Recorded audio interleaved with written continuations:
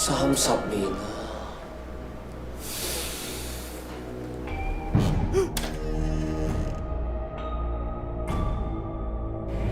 세상, 내말 왔노.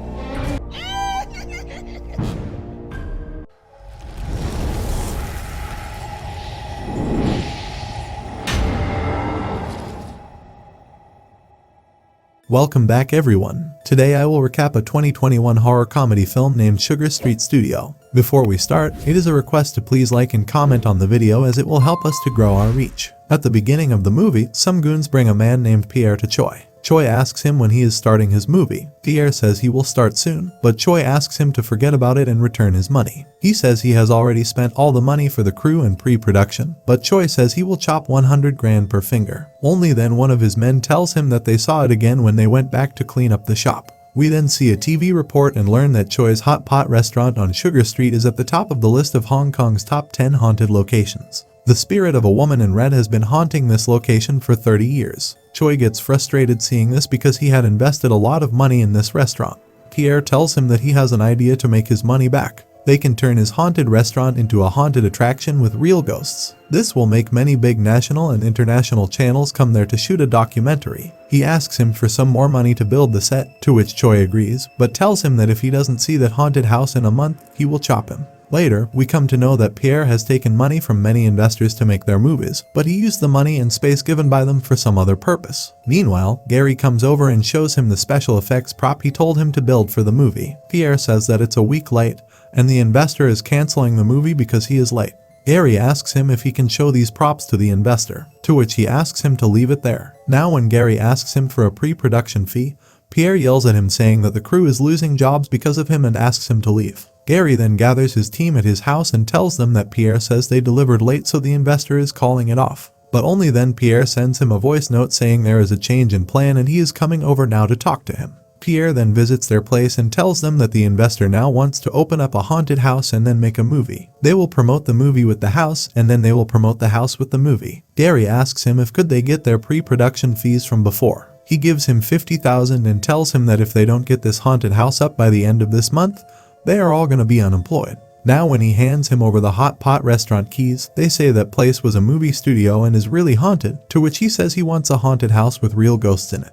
He tells them that back then in the studio, the clown killed 4 people by arson, and about the female apparition in red. They will redecorate the house just like the burnt down studio back then, so that everyone who visits the house experience the clown's madness on that day. They all love his idea, and then he leaves there saying that the future is in their hands. They then research the studio and learn that back then a movie called Sunset was being filmed there. The actor fan who played the clown was insulted by the leading actress Lee Dong-lok. After the clown's failed rape attempt against Dong, he set the studio on fire, killing others with him. To understand things better, Gary and Choi visits Ching, the lead actor in the movie. He tells them that day when he returned to the dressing room, he noticed the clown was peeping around shadily. Later on, he saw him entering one of the changing rooms and then he heard Dong screaming, and the clown was pushed out of the room.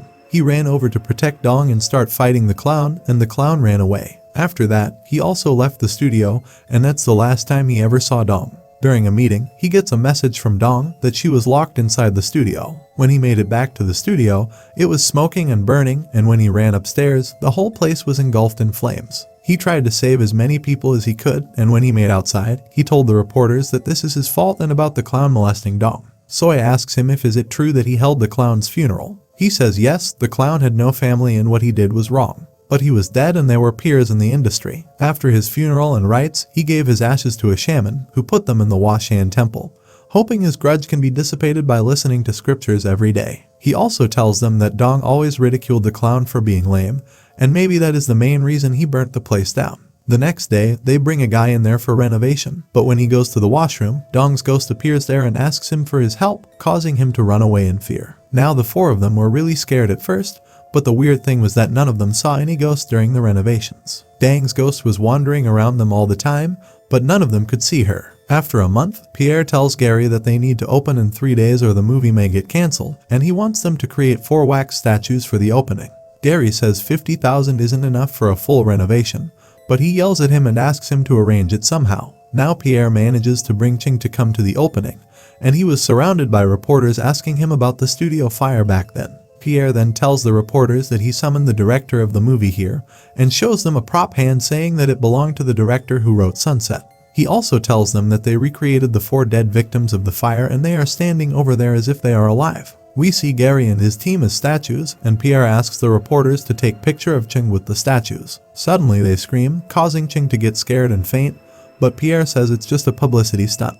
Later, they discuss that 𝐂𝐋𝐿's eyes were malicious when he was looking at Gary and his face changed instantly. Now their first customer goes to that haunted house, but he is not scared of anyone. After a while, Dong's ghost appears there, which he thinks is a hologram projection. However, when she uproots her head and throws it at him, he gets terrified and hurts himself and then faints. Now Gary says that by staying with Pierre they all started being mean, but the business got really good. So he began to believe that being mean is not all that bad, and maybe it's a basic necessity to survive in Hong Kong. Soon after, a new kind of trend emerged. People started to envy visitors that encountered the real ghost. There were rumors on the net saying that screaming in their house was a great stress reliever and that it even cured depression. But what's weird is the 4 of them still have not seen the ghost of the lady in red. Later, after closing, Gary goes to the film room to finish up, where he sees a clown walking towards him with a knife, but he manages to dodge him as he attacks and tries to escape from there, but finds all the exits are locked. The clown chases him for a while, but Gary manages to find an exit and tells Macy to run and then runs downstairs to his friends. He tells them that the clown tried to kill him.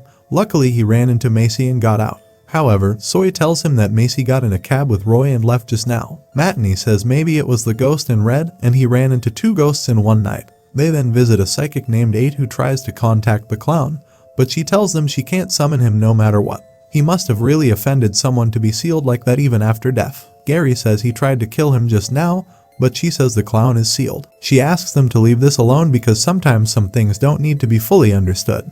Young asks her to summon the lady in red, to which she says she is a vengeful ghost and she is afraid she wouldn't be able to send her away after. Later, Pierre tells them that the abbot at the Washan temple says there is no record of the names 𝐸𝐹an or the clown, and there is no record of any rites conducted under 𝐂𝐋𝐿's name. Only then 𝐂𝐋𝐿 comes there and Gary asks him how he knows the way into their control room. 𝐂𝐋𝐿 tells him that Pierre took him on a detailed tour of the place on opening day and he still remembers it. He was in the area so came to visit as he was worried about them. Gary asks worried about what, to which he changes the topic and asks them if they are alright. Young tries to tell him about the last day incident, but Gary stops him. 𝐂𝐋𝐿 says if they want him to introduce them to a shaman, to which he says no, as they didn't do any wrongful deeds. Then after he leaves, Gary says something is off. Later, we see Dong's ghost wandering around and then she appears before Gary, who thinks she is Macy and praises her makeup. Only then 𝐶𝐿 comes over and he asks her to look at Macy's makeup and she faints seeing the ghost. Gary also gets terrified and Dong asks him if didn't he just compliment her on how beautiful she is. She says she can leave if he can't take it anymore, but he stops her. He says she spooks everyone but not them and they run this house so they are roommates, and then he asks her for a selfie. She says he is the only that can talk to her in 30 years and Gary gets excited to hear this. He asks her what she wants to say, as she must have a reason for not leaving this place for 30 years. Now in a flashback, we see Dong shooting a scene with 𝐂𝐋𝐿, but the director does not like her acting and asks her to force herself to suppress her emotions and show more rage. After a while, 𝐂𝐿 goes to the dressing room and hugs her asking if she needs his help to get into character, but Dong pushes him back. Outside, Fan overhears him saying he will try to kiss Dong, and asks him to cut when he is happy with it or keep rolling so he can kiss her. Fan then tells her about 𝐂𝐋𝐿's plan and that if he were her, he will slap him and end the scene by splashing a glass of water on his face. Now as the shooting begins and 𝐂𝐿 tries to kiss her, she does exactly the same as told by Fan, and the director likes this scene very much. Fan asks her to go to the director and say 𝐂𝐿 taught her well, and she did the same. Later, 𝐂𝐿 enters her dressing room and tries to harass her, but she pushes him out. Only then Fan also comes there hearing the commotion and tries to save Dong, but 𝐂𝐿 begins to beat him. Dong warns him to stop or she will call the police, and 𝐂𝐿 leaves there threatening them. Later, she tells Fan that the company wants her and 𝐂𝐿 to be lovers on screen, but she doesn't want it at all, so she played along in front of people. He finds excuses to kiss and touch her inappropriately. Meanwhile, an enraged 𝐂𝐿 begins trashing the place and says he will lock them in for the night. After some time, his discarded cigarette starts a fire in the studio, and when Fan and Dong try to get out, they find that the exit is locked. The director and his assistant were also trapped there with them, and when they tries to open the door, Fan and Dong goes to call the police to inform them about the incident. Dong then sends a message to 𝐂𝐿, saying she doesn't care about him molesting her and she will not tell anyone. She asks him to get them out or she will die, but he tells her that she chose Fan over him, so he won't come back to open the door even if she burns to ashes. Now when the press asks Ching how did the fire start inside, he tells them the same false story that he told to Gary and Soy and blames Fan for all this. But only then does he get terrified seeing the ghosts of Fan and Dong standing at a distance there. He then visits a shaman and offers him a lot of money to help him. Shaman tells him that those two will surely come to get him and the only way is to bring their ashes back here, so he will cast a spell to seal them in. Ching says the clown has no family, so he can hold his funeral rites and take his ashes. Shaman asks him to make sure the clown's funeral looks good and proper, then bring his ashes to him, and he will give him a charm for protection. Now after a few days, Shaman makes him wear an amulet and asks him to make sure not to break it. He trapped the clown in a wooden box, but he holds a deep grudge, so he has to recite scriptures to him every day for 20 years. Suddenly Gary wakes up, and Young and Matinee bring Soy there. Gary tells them he saw the woman in red, who took him 30 years back in time, and now he knows what happened. Soy says she saw it too, and then he tells them that it's all Ching's doing. Young asks him how they will expose what happened 30 years ago, to which he says if they can find the pager message he left, they can call him out. They decide that Soy and Matinee will look for the pager recording, and others will go to steal that wooden box. Meanwhile, Ching goes to the shaman asking for help, saying that thing is about to blow after 30 years. Shaman tells him that after helping him, he had testicular cancer twice and later someone broke his leg. He says all debts must be paid and he is too old and fragile to help him anymore. Actually, this whole time, he is the one that's not letting go of them, as his grudge is far greater than those two spirits. He tells him it's not too late to turn back and then leaves there. Here Soy and Matinee tell everything to Para and ask for his help to get the pager recording. He calls one of his friends who tells him that he can do it for 3,000, but he tells them that he is asking for 60,000. After they leave, he goes to Choi and tricks him and a woman to record the message. He then calls his friend and tells him that he is sending him the recording, and asks him to make it sound like an old recording. Meanwhile, Gary calls Ching and asks him out for dinner, but he says he is outside right now having dinner with some peers from before. He watches them standing outside his house and says they will have a meal together 2 days later. They enter his house thinking he is out, and they also get that box there. But only then does Ching and clowns get up attack them. Gary runs from there with the box, and when Young tries to stop Ching, he knocks him unconscious. They then reach the studio, where the girls get terrified seeing Dong. Dong asks him to burn the spell for her, and as they do so, Dong cries remembering Fan, and asks Gary to break the box so Fan could come out. As he breaks the box, Fan appears there in front of them and they both get emotional seeing each other. Only then Gary notices some smell and finds Ching pouring fuel over there. He tells them that he just wanted to play a prank on them, and didn't mean what he said in the reply message either. He thought she was just lying to him so he would come back to open the door. He then asks Gary and his friends why didn't they get scared off, and why clear the clown's name for something that happened 30 years ago. He then says that everyone here will burn to ashes as it did in the fire 30 years ago.